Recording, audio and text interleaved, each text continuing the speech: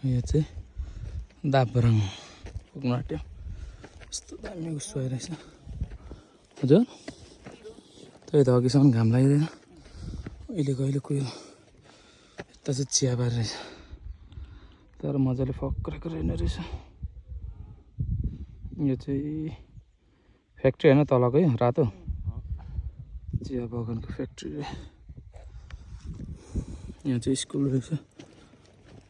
उसो यस्तो मजा लाग्यो, अघिसम्म थिएन, यस्तरी जाँदैछ।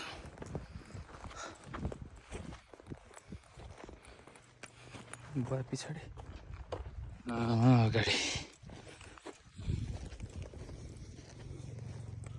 रोडहरू चाहिँ त्यस्तो मजाको आइसक्यो।